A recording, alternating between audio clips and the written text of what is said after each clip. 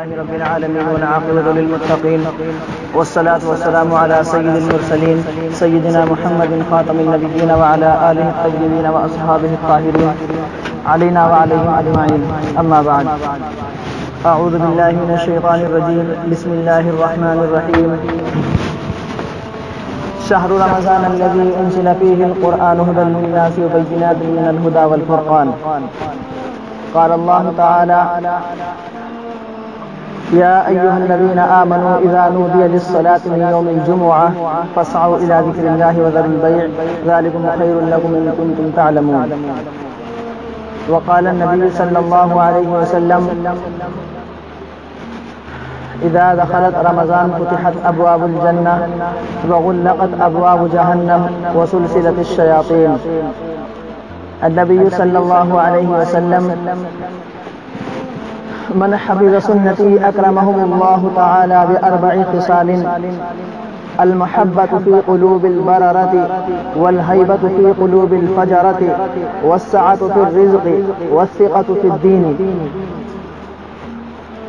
اللہ تبارک و تعالیٰ کا بہت بڑا احسان اور کرم ہوا کہ اس نے ہم سب کو نماز جمعہ پڑھنے کی توفیق عطا فرمائی، اور اس بابرکت رمضان المبارک کے مہینہ یہ چل رہا ہے، جمعہ کا دن ہے، اور اس نے کچھ تھوڑی سی دین کے بات کہنے اور سننے کی ہم سب کو توفیق عطا فرمائی. بس دعا کیجئے کہ اللہ تبارک و تعالی ہم سب کو کہنے سننے سے زیادہ اس پر عمل کی توفیق عطا فرمائے. اس لیے کہ شیخ سعدی نے لکھا ہے: علم چنداں کے بیشتر خانی، چو عمل در تو نیست نادانی، نہ محقق بود نہ دانش مند، برو کتاب چار پائے چند. اگر علم جتنا کہ زیادہ پڑھ لے تو اگر تجھ میں عمل نہیں ہے تو جاہل ہے تو، نہ عقل مند ہے نہ دانش مند، تو تیری مثال ایسی ہے جیسے گدھے کے اوپر چند کتابیں لاد دی جائے. تو اس لیے جو بھی بات سنو اس لفظ کا محتاج بن کے سنو، اس طریقے سے، اس نیت سے کہ میں اس لفظ کا محتاج ہوں، اور بڑی غور و فکر کے ساتھ میں باتوں کو سننا چاہیے، اس لیے کہ کون سی بات دل سے نکل جائے اور دل پر جا کے لگ جائے اور اللہ تعالیٰ اس کی زندگی کو بدل دے، اس کے دل کی کیفیت کو بدل دے. رمضان المبارک کا مہینہ، میں نے قرآن کریم کی آیت پڑھی: شہر رمضان الذی انزل فیہ القرآن ھدی للناس وبینات من الھدی والفرقان.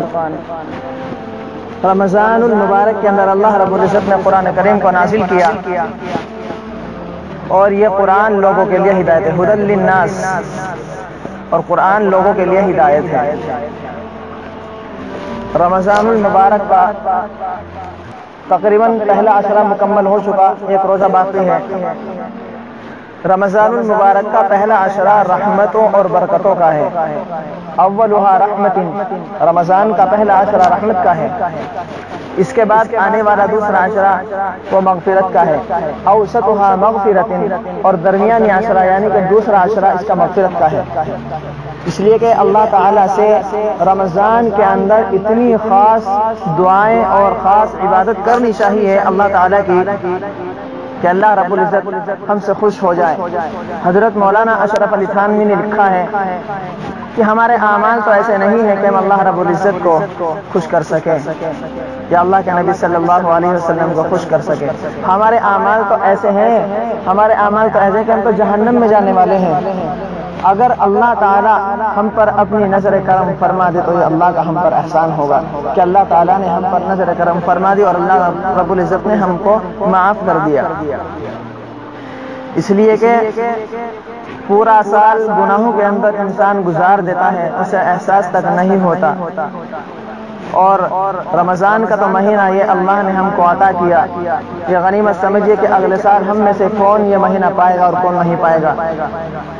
اس لیے خاص عبادت اور قرآن کریم کی تلاوت اس مہینے میں تو پہلے سے بہتر اور زیادہ ہو جانی چاہیے. اگر انسان ایک پارہ پڑھ رہا ہے تو اس سے اور زیادہ پڑھنا چاہیے، کیونکہ رمضان کا یہ وہ مبارک اور مقدس مہینہ ہے کہ اللہ تعالیٰ اس مہینے میں اجر و ثواب کو بھی بڑھا دیتے ہیں. قرآن کریم کا اگر ایک لفظ پڑھتا ہے تو اللہ رب العزت اسے ڈبل اجر عطا فرماتے ہیں. غیر رمضان میں انسان اگر پڑھتا ہے الف لام میم تو اسے 30 نیکیاں ملتی ہیں، مطلب کہ 3 نیکیاں، ایک حرف پر ایک نیکی غیر رمضان میں اگر پڑھتا ہے، اور رمضان المبارک میں اگر پڑھتا ہے تو اسے ایک حرف پر 10 نیکیاں ملتی ہیں۔ اب الف لام میم کہنے پر 30 نیکیاں ہو گئی۔ اس لیے قرآن کریم کو جتنا ہو سکے زیادہ سے زیادہ پڑھنا چاہیے۔ اور اللہ کا یہ فضل ہے کہ رمضان میں کتنا اجر اللہ نے بڑھا دیا کہ ایک فرض کا ثواب 70 فرضوں کے برابر کر دیا، اور ایک نفل کا ثواب اللہ نے ایک فرض کے برابر کر دیا۔ یہ اللہ کا ہم پر احسان ہے، اور اللہ نے ہمیں یہ موقع غنیمت عطا کیا۔ رمضان کے مہینے میں ہمیں خوب عبادت کرنی چاہیے، اور امت مسلمہ کے لیے دعائیں کرنی چاہیے کہ اس وقت امت مسلمہ پر جو حالات آ رہے ہیں، جو حالات ہیں، اللہ تعالیٰ ان حالات کو درست فرما دے۔ تو رمضان کا جو مہینہ ہے اللہ اس میں اجر کو بڑھا دیتے ہیں۔ اور ایک بات اور یاد رکھیے، جس طریقے سے اللہ تعالیٰ رمضان کے اندر اجر کو بڑھا دیتے ہیں، اگر رمضان میں اگر گناہ کیا تو اس کا گناہ ڈبل ہوگا۔ انسان اگر جھوٹ بولتا ہے، حالانکہ خود تو ویسے بھی جھوٹ بولنا ہی ایک اللہ تعالیٰ کی طرف سے لعنت ہے۔ اللہ نے قرآن کریم میں ارشاد فرمایا، الا لعنت اللہ علی الکاذبین، جھوٹ بولنے والے پر اللہ تعالیٰ کی لعنت ہے۔ اس لیے کہ اب اگر ہم نے جھوٹ بولا تو ڈبل گناہ ملے گا۔ غیر رمضان میں جو گناہ تھا وہ تو ملنا تھا جتنا تھا، مگر رمضان میں آدمی اگر کوئی نیکی کا کام کرتا ہے تو اس سے اللہ تعالیٰ ڈبل اجر عطا فرماتے ہیں۔ ایک فرض اس نے ادا کیا تو اللہ تعالیٰ اسے 70 فرضوں کے برابر اسے اجر عطا فرماتے ہیں، اور اس نے اگر کوئی گناہ کر دیا تو اسے ڈبل گناہ ملے گا۔ اس لیے گناہ سے جتنا ہو سکے پرہیز کرنا چاہیے، کیونکہ روزے کو عربی میں صوم کہتے ہیں۔ صوم، اور صوم کے معنی ہے رکنے کے، صوم کے معنی ہے رکنے کے، کیونکہ جب حضرت عیسیٰ علیہ السلام کی والدہ مریم علیہ السلام کو جب بچہ پیدا ہوا تو اللہ تعالیٰ سے جب حضرت مریم علیہ السلام نے کہا کہ مجھے لوگ کیا کہیں گے، میرے پر تو بہت بہتان لگائیں گے، تہمت لگائیں گے، تو اللہ تعالیٰ نے حضرت مریم علیہ السلام سے کہا، انی نذرت للرحمن صوما، کیا آپ ان لوگوں سے یہ کہیے گا کہ میں نے آج اللہ کے لیے روزہ رکھا ہے۔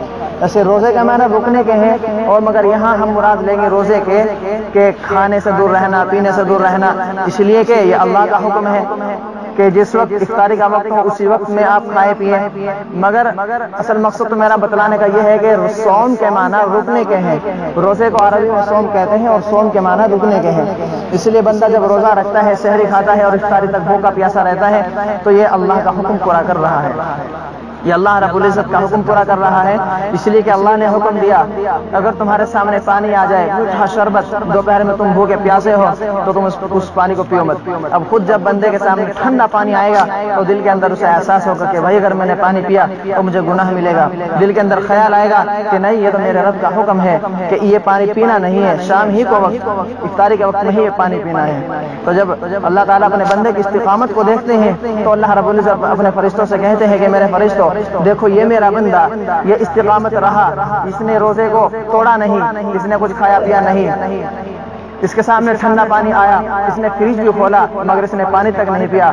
میرے فرشتوں تم گواہ رہو، میں نے اپنے ان بندوں کی بخشش کر دی، میں نے اپنے اس بندے کی بخشش کر دی۔ اور ایک چیز میں آپ کو ایک چیز اور بتلا دوں، رمضان کا جو مہینہ ہوتا ہے، افطاری کے وقت میں بہت سے لوگ افطاری کراتے ہیں، بہت سے لوگوں کی افطاری کراتے ہیں اپنے خوشی بخوشی کے، اللہ تعالیٰ ہم سے راضی ہو جائے، اللہ تعالیٰ ہم سے خوش ہو جائے، اللہ ہم سے خوش ہو جائے۔ اللہ کی قسم مسجد میں بیٹھا ہوں اور ممبر رسول پر بیٹھا ہوں، یقین سے کہتا ہوں اگر آپ نے کسی بندے کی افطاری کرائی، اگر آپ نے 100 لوگوں کی افطاری کرائی اور آپ کے اس محلے میں ایک پڑوسی ایسا بھی جو بیچارہ غریب ہے اور وہ ان پھلوں سے، اچھے اچھے کھانوں سے وہ نہیں کھا سکتا، وہ ان کا محتاج ہے تھوڑا سا، ان پھلوں کو نہیں خرید سکتا، اللہ کی قسم آپ کو بجائے اجر کے اللہ تعالیٰ گناہ دیں گے۔ کیوں؟ اس لیے کہ پہلے تو سب سے پہلا حق پڑوسی کا ہوتا ہے۔ اللہ کے نبی صلی اللہ علیہ وسلم نے ارشاد فرمایا کہ حضرت جبرائیل علیہ السلام میرے پاس پڑوسی کے اس قدر حقوق لے کر کے آئے، اس قدر حقوق لے کر کے آئے تو میں یہ سمجھنے لگا کہ وراثت کا مال اب اگر ملے گا تو شاید پڑوسی کو ہی ملے گا۔ تو سب سے پہلا حق پڑوسی کا ہوتا ہے۔ اپنے پڑوسیوں کو دیکھو، تلاش کرو اور دیکھو کہ کوئی ایسا تو نہیں کہ شاید ہمارے کچھ تعاون، کچھ مدد کرنے سے وہ خوش ہو جائے اور اللہ تعالیٰ ہم سے خوش ہو جائے۔ افطاری کا تو دوسرا معاملہ ہے، پہلے اپنے پڑوسیوں کو دیکھو کہ ہماری وجہ سے ہمارے پڑوسی کو تکلیف تو نہیں ہو رہی ہے۔ اس لیے کہ صحابہ کرام رضی اللہ تعالیٰ عنہم اجمعین نے اللہ کے نبی صلی اللہ علیہ وسلم سے پوچھا تھا کہ اللہ کے نبی ہم کو یہ بتا دیجئے کہ مسلمان کون ہے، ہم کو یہ بتا دیجئے کہ مسلمان کون ہے۔ اس وقت اللہ کے نبی صلی اللہ علیہ وسلم نے کہا کہ مسلمان تو وہ ہے کہ جس کے ہاتھ، جس کی زبان کی ایذاؤں سے دوسرا مسلمان محفوظ رہے، وہ مسلمان ہے۔ اور آج ہمیں اندازہ نہیں کہ ہم اپنے زبان سے دوسروں کو کیسی کیسی تکلیفیں دیتے ہیں، اور اس کے دل کو بات لگتی ہے، اسے برا لگتا ہے۔ اپنے ہاتھوں سے اور اپنے پیروں سے ہم کتنی آزائیں دوسروں کو دیتے ہیں، کتنی تکلیفیں ہم پہنچاتے ہیں، ہمیں اندازہ تک نہیں۔ خلاصہ کلام یہ ہے کہ افطاری کا وقت بھی اگر آپ دیکھیں تو پہلے ذرا اپنے پڑوسی کی اور غور کرو کہ کہیں ایسا تو نہیں کہ میرا پڑوسی شاید کسی چیز کا مطمئن ہو، وہ طلبگار ہو، اور شاید میں اس تک وہ چیز پہنچا دوں۔ اور کیونکہ ایک مرتبہ کا واقعہ ہے، ایک بہت بڑا امیر آدمی تھا، بہت بڑا امیر آدمی تھا۔ اس نے اپنی بیوی سے کہا افطاری کے وقت میں کہ بیگم کی افطاری کی سب تیاریاں ہو گئی یا نہیں ہوئی؟ اگر نہیں ہوئی تو جلدی سے کر دو، کیونکہ میرے بہت سے مہمان اور میرے دوست آ رہے ہیں، میں نے انہیں افطاری کے لیے میں نے دعوت دی ہوئی ہے۔ یہ ذرا واقعہ بڑی غور سے سننا ہے، بہت عبرتناک واقعہ ہے، آپ عبرت لے سکتے ہیں اس واقعے سے۔ تو اس نے اپنی بیگم سے کہا کہ سب تیاریاں کر دو۔ بیگم صاحب نے کہا کہ تیاریاں ہو گئی سب، آپ اپنے رشتہ دار جو دور کے مہمان ہیں انہیں بلائیے، آپ کے جو دوست ہیں آپ انہیں بلا لیجئے۔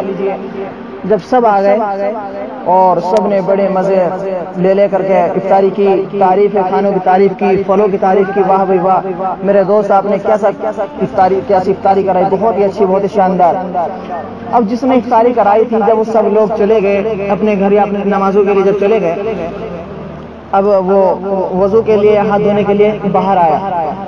اب باہر آنے کے بعد اس نے دیکھا کہ ایک گھر کے اندر سے ایک آواز آ رہی ہے کہ امی دوسرے لوگوں نے تو افطاری بھی کر لی، اب تک ہم نے پانی بھی نہیں پیا۔ دوسرے لوگوں نے تو افطاری بھی کر لی، اب تک ہم نے پانی بھی نہیں پیا۔ اب وہ جو آدمی تھا جس نے افطاری کرائی تھی، اس کے دل پہ بڑی گہری چوٹ لگی اور اسے رونا آ گیا، اللہ تعالیٰ کے سامنے رونے لگ گیا۔ تو اس نے ایسا کیا، اس نے جھانک کر کے اس دیوار کے پیچھے دیکھا کہ ذرا میں دیکھوں تو صحیح ماجرا کیا ہے۔ جب اس نے دیوار کے پیچھے جھانک کر کے دیکھا کہ ایک بیچاری عورت رو رہی ہے، اپنی آنسو پوچھ رہی ہے، اور جب اتفاق سے اس عورت کی نظر اس مرد پر پڑی تو اس نے کہا کہ دیکھو بھائی آپ کیسے ہیں، یہ بچی بڑی ضدی ہے، اس نے ابھی بھی کھانا کھایا ہے اور یہ پھر ضد کر رہی ہے کھانا کھانے کی۔ مطلب یہ ہے کہ اس عورت نے اپنے آپ کو تسلی دی اور اسے بہلا دیا کہ اس نے تو کھانا کھا لیا، مگر جبکہ افطاری بھی نہیں کی تھی، پانی تک بھی نہیں پیا تھا۔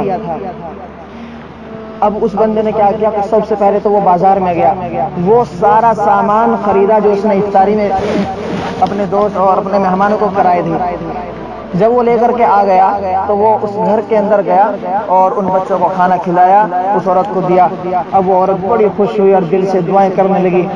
جب افطاری اس نے کرا دی اس عورت کی، اور کرانے کے بعد میں وہ آدمی جس نے افطاری کرائی تھی وہ پھر بازار میں گیا۔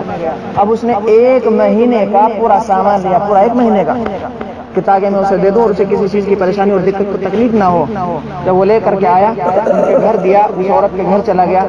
اب ذرا دیکھو رمضان المبارک کا مہینہ، جب رمضان کے اندر کوئی بندہ کوئی نیک اور کوئی جائز دعا اگر مانگتا ہے تو اللہ رب العزت کے فرشتے بھی اس بندے کی دعا پر آمین کہتے ہیں۔ اور جس دعا پر فرشتے آمین کہہ رہے ہوں، اب وہ بتاؤ کہ وہ دعا رد ہوگی یا قبول ہوگی؟ ذرا خود سوچئے، وہ دعا قبول ہوگی بے شک جس دعا پر فرشتے بھی آمین کہہ رہے ہوں۔ اب وہ عورت دعا کر رہی ہے کہ اللہ اس بندے کو دنیا اور آخرت کی تمام نعمتوں سے نواز دے، تمام نعمتوں سے نواز دے، دنیا اور آخرت کی تمام نعمتوں سے نواز دے۔ تو اس واقعے سے ہمیں پتہ چلتا ہے کہ سب سے پہلی چیز اپنے پڑوسیوں کو دیکھو۔ جس وقت یہ واقعہ میں نے پڑھا، اللہ کی قسم آنکھوں سے آنسو آ گئے کہ میں سمجھتا ہوں کہ دنیا کے جتنے عمرا ہیں، جتنے امیر لوگ ہیں، قیامت میں ان سب کی پکڑ ہوگی اللہ کے یہاں، اور اللہ تعالیٰ جب پوچھے گا اپنے بندوں کو بلائے گا اور اللہ تعالیٰ یوں کہے گا قیامت کے دن کہ میرے بندے میں بھوکا تھا تو نے مجھے کھانا کیوں نہیں کھلایا؟ جب بندہ کہے گا کہ میرے رب آپ تو غفار ہیں، آپ تو ستار ہیں، آپ تو خود کیسے بھوکے رہ سکتے ہیں، تو آپ تو خود دوسروں بھوکوں کو کھانا کھلاتے ہیں، تو بندہ کہے گا، اللہ رب العزت فرمائیں گے کہ میرے بندے تو صحیح کہہ رہا ہے، میں تو خود بھوکوں کو کھانا کھلاتا ہوں، مگر ہاں میرا بھوکا ہونے سے مراد یہ ہے کہ میرا ایک پڑوسی بھوکا تھا، تو نے اسے کھانا نہیں کھلایا تھا۔ پھر اللہ ایک بندے کو بلائیں گے، پھر اس سے کہیں گے کہ میرے بندے میں پیاسا تھا، تو نے مجھے پانی نہیں پلایا، تو پھر وہ بھی اللہ کے سامنے حضور پیش کرے، اپنا عذر بیان کرے گا کہ اے میرے اللہ، اے میرے رب، آپ تو خود دوسروں کو سیراب کرتے ہیں، خود دوسروں کو پانی پلاتے ہیں، تو آپ پیاسے کیسے رہ سکتے ہیں؟